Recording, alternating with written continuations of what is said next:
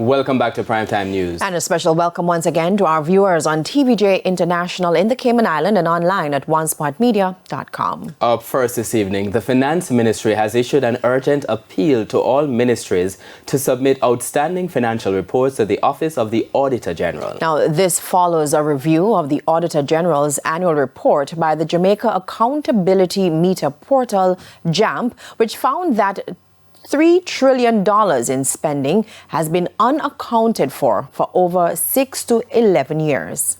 As Kalisha Williams reports, that and other issues were discussed at Wednesday's post-cabinet press briefing.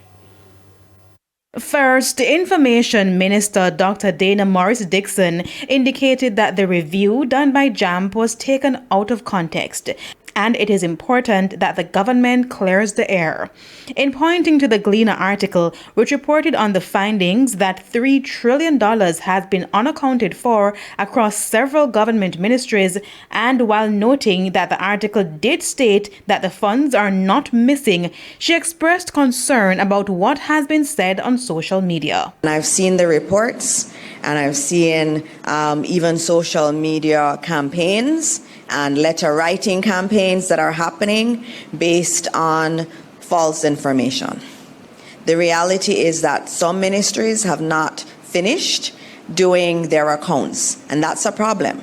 But there are no missing funds. At Wednesday's post-cabinet press briefing, it was further explained that due to a change in the system, some ministries have not been able to submit their financial reports to the Auditor General. However, JAMP did describe the funds being unaccounted for as a financial crisis, and given the current climate, it is not clear whether mischief did not play a role.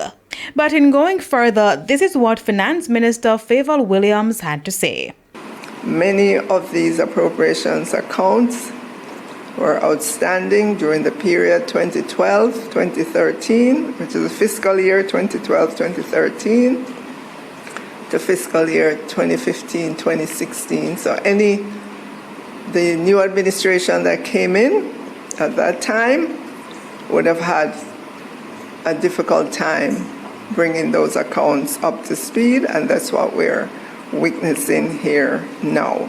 That aside, Mrs. Williams indicated that all ministries need to get up to date and submit all outstanding reports to the Auditor General, and the Finance Ministry is prepared to put measures in place to expedite the process. In terms of putting additional resources in place in order to begin to help these ministries to clear the backlog and to ensure timely completion of these reports at the standard that is required by the Auditor General.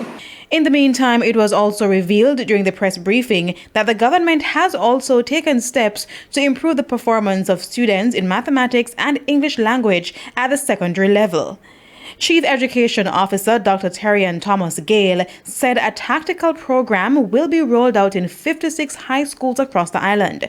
The focus is on extended learning and teacher support, accountability, and performance tracking and celebration, where the students are exposed to a minimum of 5 hours for mathematics and English language. We're also looking at students doing extended activities outside of the regular school curriculum delivery. These extended activities speak to camps, webinars, one-on-one sessions with experts in the areas.